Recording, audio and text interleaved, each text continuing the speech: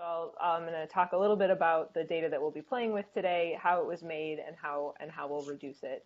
And again, I want to mention our website is down here on the bottom left, and the specific link to the data release that includes this NIRCam, the MIRI, and the mock catalogs that Erin just presented are all right there. Okay, so you've seen an example of this figure before, but this is a new way to look at the CEERS layout for the June observing configuration. So we've got the 10 NIRCam pointings in blue, the 6 MIRI pointings in red, and the 6 NIRSpec pointings in green. And today we will be looking at on the NIRCam side, we'll be looking at NIRCam pointing 5, which I've outlined in this magenta square.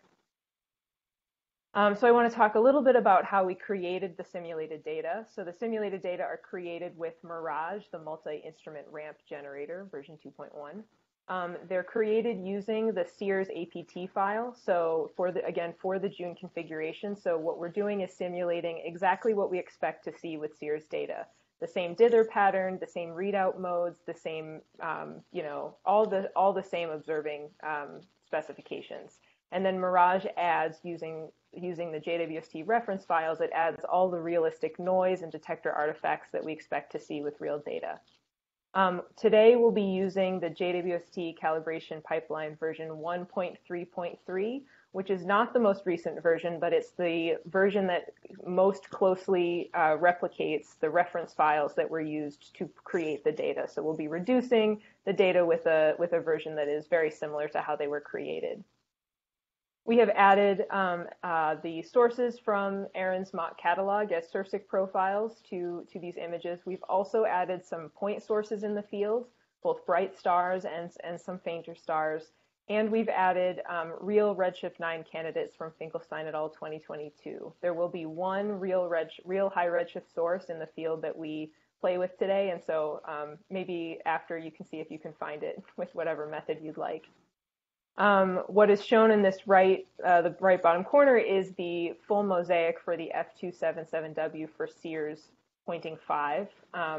And we'll be working with sort of a subset of these images today, but if you want to play around with making this full mosaic, that is also available on our website in the NIRSpec data release. CEERS pointing 5 is taken in parallel to the NIRSpec MSA. It includes the 6 filters, 3 short wavelength filters, and 3 long wavelength filters. And then I've got also the information about the observation specification for this field. Focusing a little bit more on CEERS pointing 5. So the full set of images that go into CEERS pointing 5 includes 90 raw images. That's a lot of images. That's 24 each for the short wavelength filters, and that's because each of there are 3 dithers, and each of the short wavelength filters have 8 detectors. And so that's how you get 24 images, and then 6 each for the long wavelength channel images. Then later, when we reobserve this pointing with the NIRCam wide field slitless mode, we will get additional depth in F115, but for now we're just focused on these 90 images. So the 90 images take up a lot of disk space, and processing them all requires a lot of memory. So for the purposes of today, we're going to just be focusing on 2 images. We will demonstrate how to run the pipeline on these through the whole process.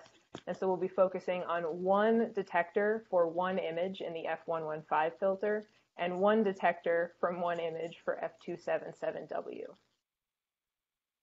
And so I'll very briefly sort of step through the stages of the pipeline that we're going to be working with today. There's going to be a lot more information of this in the Jupyter notebook we play with, but so we'll start off with the stage 1 of the calibration pipeline, which applies detector level corrections, ramp fitting, and it outputs an uncalibrated slope image. Then we're going to intersperse steps in the JWST calibration pipeline with some custom reduction steps that we've developed for CEERS.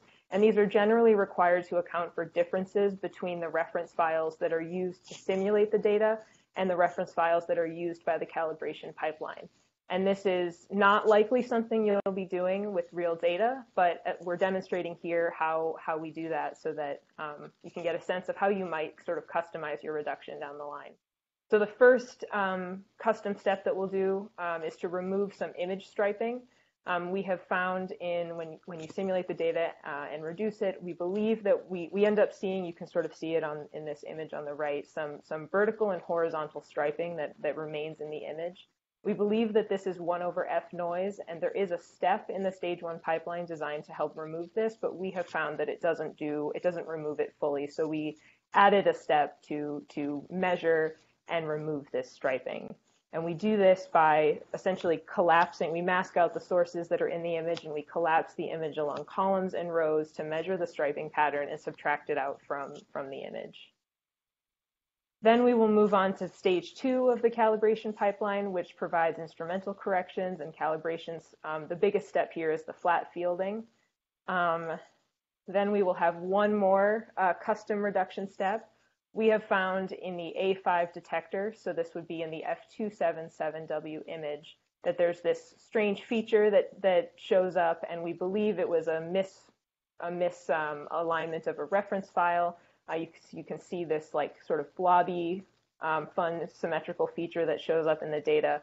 It actually is not present in the newest version of the pipeline and the newest version of Mirage, but again, we're including it here to show how we would remove it. We've created custom flat fields that create this feature, and we will use those to remove them from the data. The next custom step that we do is we perform sort of the full sky subtraction separate. This is a part that will end up in the stage 3, that is part of the stage 3 pipeline, but we perform it separately first on each individual image. And the reason for that is we have found that the sky as fit across all of the NIRCam detectors the stage 3 pipeline does not do a great job of finding and balancing all of those backgrounds when it's trying to do it together. And the main reason for that, we think, is a mismatch between the photometric reference files from Mirage and the pipeline. So again, not likely something you'll need to do with real data. And then finally, we'll run stage 3, which combines images into a final mosaic. There's also an option to create a photometric catalog here.